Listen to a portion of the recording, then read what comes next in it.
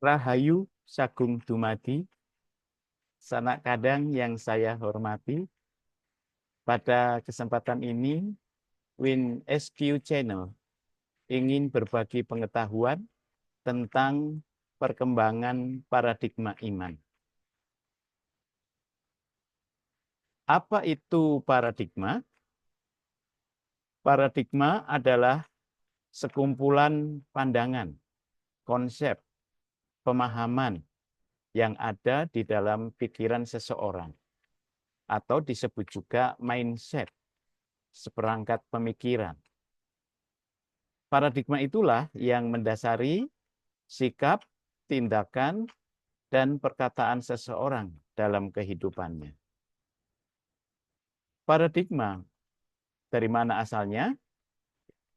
Paradigma berasal dari apa yang diajarkan orang lain kepada kita, apa yang kita pelajari sendiri atau pengalaman, apa yang kita dengar, apa yang kita baca, atau dari ajaran agama, serta dari peraturan-peraturan atau informasi yang kita terima. Manusia budak paradigma. Apa kata paradigma, maka itulah yang dikerjakan oleh manusia. Maka sesungguhnya manusia itu menjadi budak paradigma yang dimilikinya. Jadi paradigma itu adalah menjadi tuan dan manusia adalah budaknya. Sungguh kasihan bahwa ternyata manusia adalah budak paradigma. Lalu di mana otonomi dan otoritas manusia? Oleh sebab itu, hendaklah kita menjadi bijaksana dan bersandar pada kebenaran, kebaikan, dan keindahan. Contoh bahwa manusia menjadi budak paradigma. Sebagai contoh, peraturan sekolah mengatakan siswa tidak boleh terlambat lebih dari 15 menit. Maka ketika ada siswa terlambat lebih dari 15 menit, siswa tersebut akan mendapat hukuman, ya, tidak peduli apapun alasan. Seharusnya guru menanyakan terlebih dahulu apa alasan keterlambatan siswa tersebut. Apa itu paradigma iman? Sekarang kita akan memfokuskan pembahasan pada paradigma iman. Paradigma iman adalah seperangkat konsep yang dimiliki seseorang yang menjadi dasar pegangan imannya. Kita terlebih dahulu akan juga membahas tentang perkembangan penghayatan iman umat manusia. Pertama adalah kepercayaan akan tahyul, kedua kepercayaan dinamisme, ketiga kepercayaan animisme, keempat kepercayaan politeisme, dan kelima kepercayaan monoteisme. Satu, kepercayaan akan tahyul. Tahyul dalam bahasa Inggris disebut superstition. Tahyul adalah kepercayaan atau praktek yang didasarkan pada rasa takut akan hal yang tidak diketahui dan keyakinan pada sihir atau keberuntungan. Ini adalah keyakinan bahwa peristiwa atau hal-hal tertentu akan membawa keberuntungan baik atau buruk. Meskipun tidak ada hubungan logis ya antara ilmiah antara penyebab dan akibat yang dipercaya. Beberapa definisi lain dari tahyul meliputi kepercayaan irasional yang bertentangan dengan pengetahuan ilmiah tentang dunia atau tentang ilmu pengetahuan. Keyakinan irasional bahwa suatu objek tindakan atau keadaan yang tidak terkait secara logis dengan serangkaian peristiwa yang memengaruhi hasilnya. Gagasan yang dipertahankan meskipun ada bukti yang bertentangan. Atau penyimpangan dari perasaan religius dan praktek yang ditimbulkannya. Bahkan dapat memengaruhi ibadah kepada Tuhan yang benar. Contoh tahyul seperti ilmu astrologi, ilmu feng shui, primbon, kepercayaan tempat keramat, atau adanya air keramat, awet muda, jimat, dan sebagainya.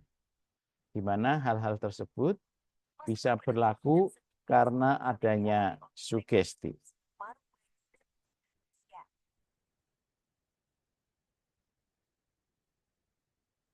Yang kedua, kepercayaan dinamisme.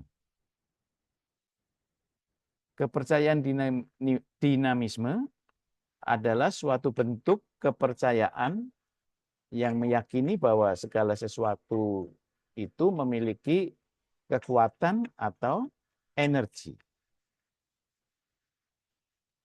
atau daya atau khasiat. Kekuatan ini diyakini dapat mempengaruhi kehidupan manusia baik secara positif maupun negatif. Misalnya batu akik ya, batu mirah delima, batu pirus, batu blue safir dianggap memiliki kekuatan tertentu. Atau keris pusaka, tombak pusaka, dan senjata pusaka lainnya dianggap memiliki kesaktian. Ya, ataupun jimat-jimat ya memiliki kekuatan tertentu. Kepercayaan berikutnya yang ketiga adalah animisme. Kepercayaan animisme adalah kepercayaan bahwa segala sesuatu di alam semesta memiliki jiwa atau roh. Ya. Ini bukan hanya meliputi makhluk hidup seperti manusia dan hewan, tetapi juga benda mati, pohon-pohon, batu, sungai, gunung, ataupun fenomena alam seperti petir dan angin.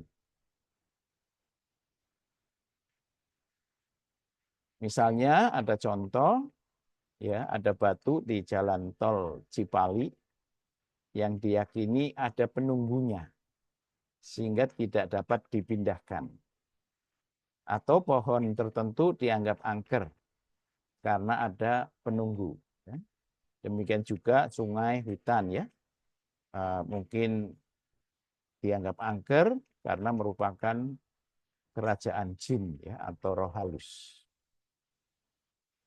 Lalu ada sementara masyarakat yang menganggap tempat-tempat angker tersebut ya sebagai keramat, lalu memberikan sesajen sebagai tanda penghormatan dan mengharapkan berkah atau nasib baik. Keempat, yaitu kepercayaan politeisme. Kepercayaan politeisme adalah sistem kepercayaan yang mengakui dan menyembah banyak dewa atau dewi yang berbeda.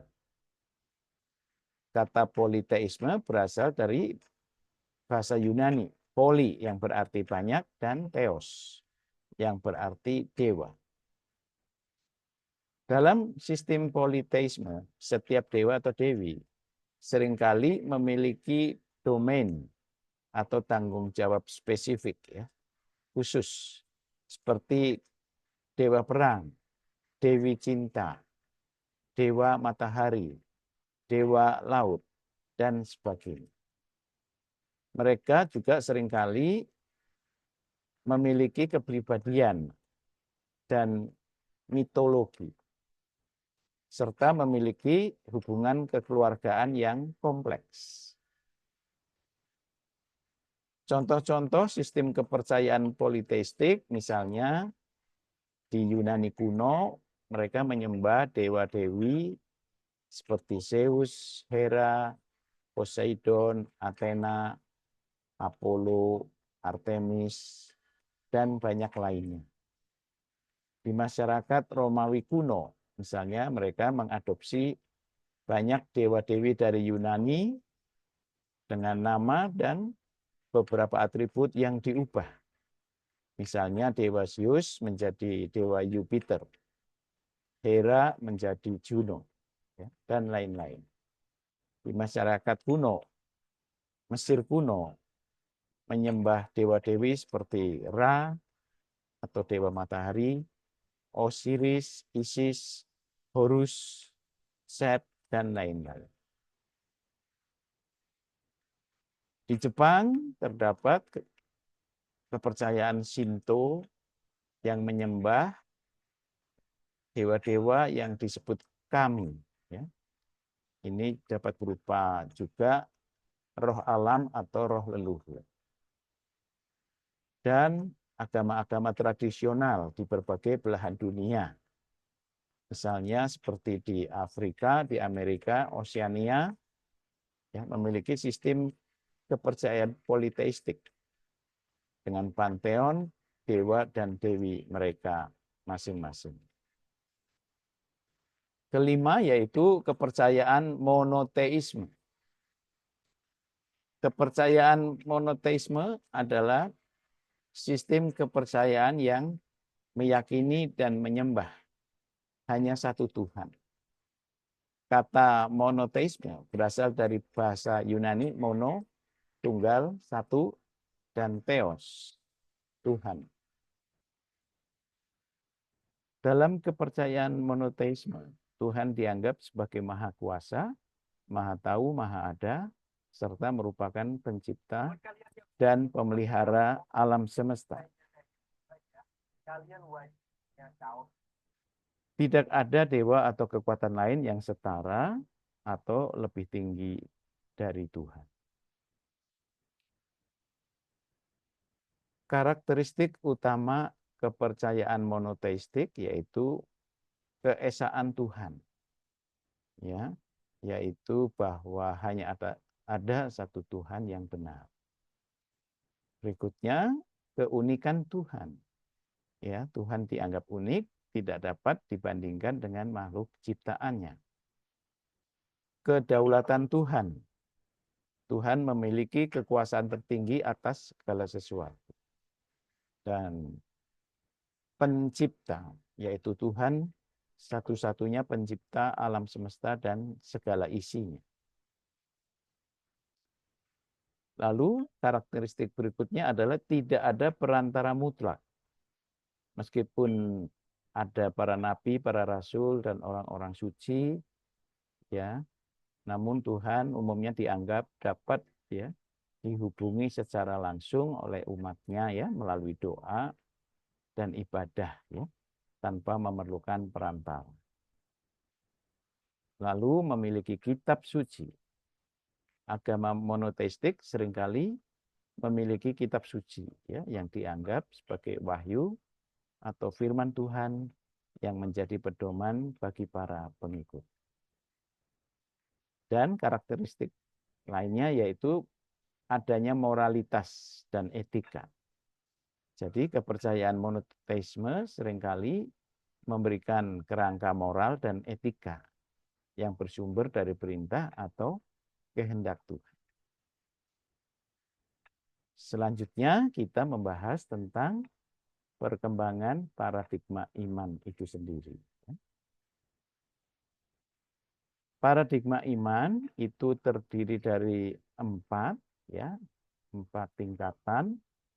Yang pertama disebut paradigma dualistik, yang kedua semi dualistik,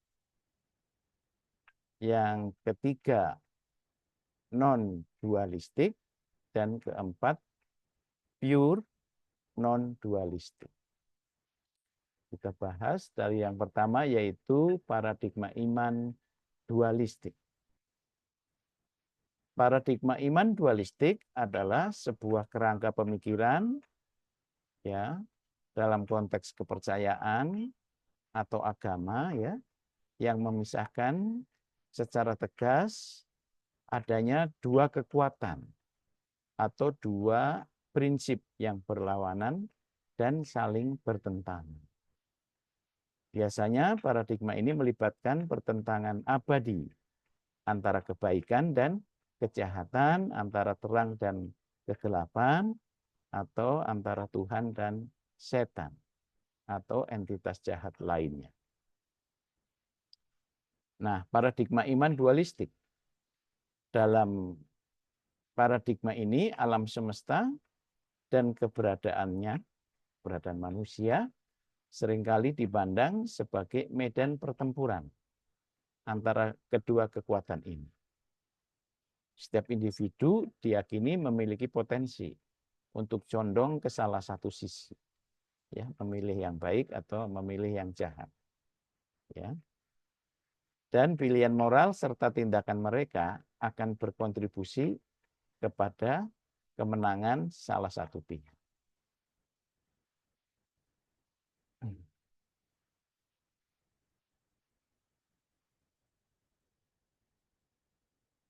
Jadi paradigma iman semi dualistik adalah sebuah kerangka kepercayaan yang mengandung unsur-unsur dualisme, ya, tetapi tidak secara tegas atau mutlak memisahkan dua kekuatan yang berlawanan, ya, sebagai entitas yang setara dan abadi.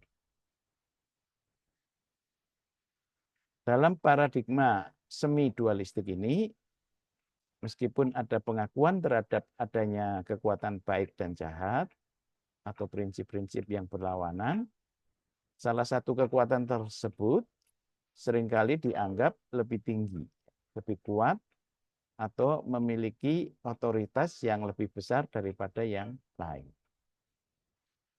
Karakteristik utama paradigma iman semi dualistik yaitu pengakuan dua kekuatan, ya, yaitu kesadaran akan adanya kekuatan atau prinsip yang berlawanan seperti baik dan jahat, terang dan gelap. Lalu karakteristik berikutnya adalah ketidaksetaraan kekuatan. Jadi dianggap salah satu kekuatan, biasanya kekuatan yang baik, dianggap lebih superior, ya, lebih berkuasa, atau memiliki asal-usul yang lebih fundamental daripada kekuatan lawannya. Ya. Seperti juga kebenaran versus kebatilan misalnya, ya. Karakteristik berikutnya yaitu potensi kemenangan kekuatan baik. Ada keyakinan atau harapan bahwa kekuatan yang baik pada akhirnya akan mengatasi atau menang atau mengalahkan kejahatan. Karakteristik berikutnya yaitu ketergantungan atau asal-usul kekuatan jahat. Jadi kekuatan jahat seringkali dipandang sebagai ciptaan, penyimpangan, atau subordinat dari kekuatan yang baik. Bukan sebagai entitas yang independen atau setara.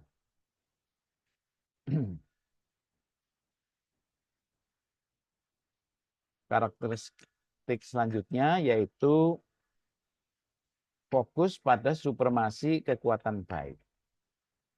Jadi meskipun mengakui adanya kejahatan sebagai realitas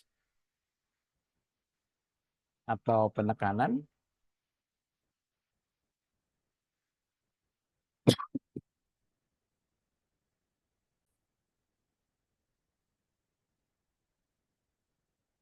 jadi karakteristik selanjutnya adalah berfokus pada supremasi kekuatan baik. Meskipun mengakui adanya kejahatan sebagai realitas, namun penekanan utama tetap pada kekuasaan dan kebaikan tertinggi dari Tuhan sebagai prinsip yang dominan.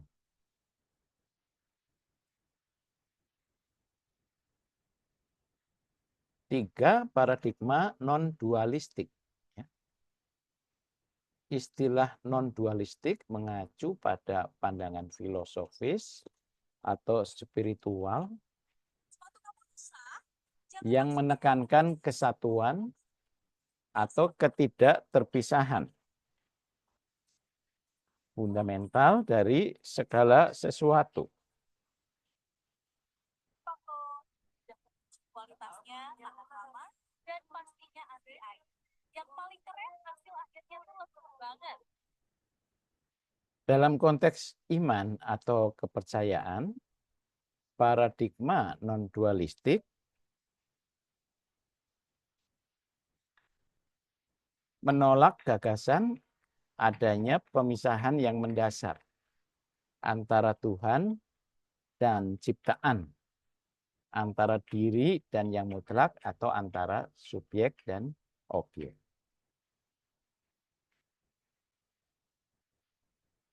Inti dari paradigma iman non-dualistik adalah keyakinan bahwa realitas pada dasarnya adalah satu dan tidak terbagi. Segala sesuatu yang tampak terpisah atau berbeda hanyalah manifestasi atau ekspresi dari satu kesatuan yang mendasarinya. Nah, ini karakteristik dari paradigma iman non-dualistik, yaitu pertama, kesatuan fundamental. Keyakinan bahwa realitas tertinggi adalah satu, tunggal, dan tidak terbagi. Kedua, ketidakterpisahan. Tidak ada pemisahan yang hakiki antara Tuhan dan alam semesta, antara individu dan Tuhan, atau antara berbagai aspek realitas. Ilusi dualitas. Jadi perasaan atau persepsi tentang adanya pemisahan dan perbedaan itu dianggap sebagai ilusi atau kesalahpahaman tentang hakikat sejati realitas. Berikutnya, peleburan ego.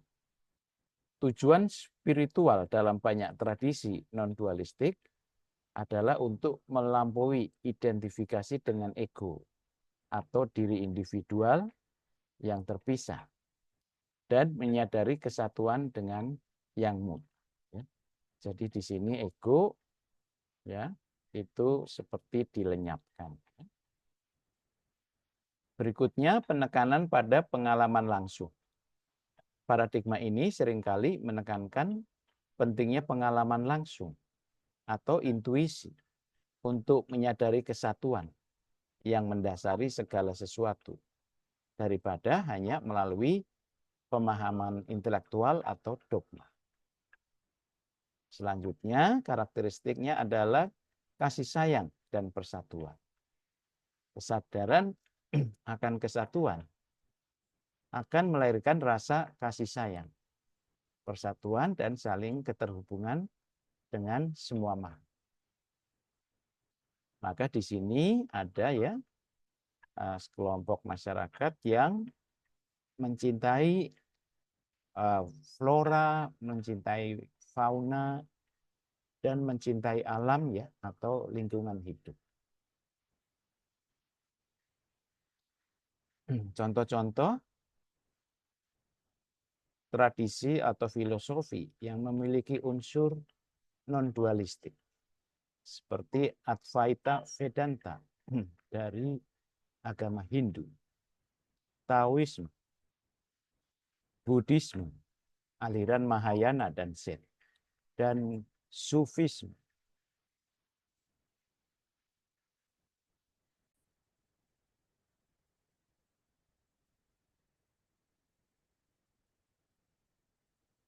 Paradigma keempat yaitu paradigma iman pure non-dualistik ya, atau murni non-dualistik. Paradigma iman murni non-dualistik mengacu pada pandangan kepercayaan ya yang secara radikal dan tanpa kompromi menekankan kesatuan ya atau ketidakterpisahan fundamental dari segala sesuatu ya, tanpa menyisakan ruang sedikit pun untuk dualitas atau pemisahan yang nyata. Karakteristik dari paradigma iman murni non-dualistik yaitu pertama kesatuan mutlak ya. Realitas tertinggi diyakini sebagai satu-satunya yang ada tanpa adanya yang lain yang memiliki eksistensi yang terpisah dan independen. Kedua, penolakan segala bentuk dualitas. Semua bentuk pemisahan, perbedaan, atau oposisi dianggap sebagai konstruksi mental atau ilusi yang tidak mencerminkan hakikat sejati realitas. Ini termasuk pemisahan antara subjek dan objek, ya, antara diri dan bukan diri, antara yang ilahi dan yang duniawi. Berikutnya adalah identitas fundamental. Esensi dari segala sesuatu, termasuk individu, pada dasarnya identik dengan realitas tunggal ini. Tidak ada diri yang terpisah dari yang mutlak. Jadi ini seperti diri sebagai setetes air dengan lautan ya, yang luas. Karakteristik berikutnya yaitu ilusi persepsi. Dunia fenomenal dengan segala keragamannya dipandang sebagai manifestasi atau proyeksi dari realitas tunggal. Mirip dengan mimpi atau ilusi. Keragaman yang kita lihat tidak memiliki eksistensi yang inheren dan terpisah. Karakteristik berikutnya yaitu penekanan pada pengalaman kesatuan. Jalan spiritual dalam tradisi iman murni non-dualistik ya, seringkali berfokus pada upaya untuk melampaui persepsi dualitas dan mengalami secara langsung kesatuan dengan realitas tunggal. Contoh-contoh tradisi atau filosofi yang dianggap memiliki paradigma murni non-dualistik, yaitu Advaita Vedanta dan beberapa interpretasi Sufisme. Demikian teman-teman sekalian yang dapat saya sharing pada kesempatan ini. Terima kasih atas perhatiannya. Rahayu Sagung Dumadi.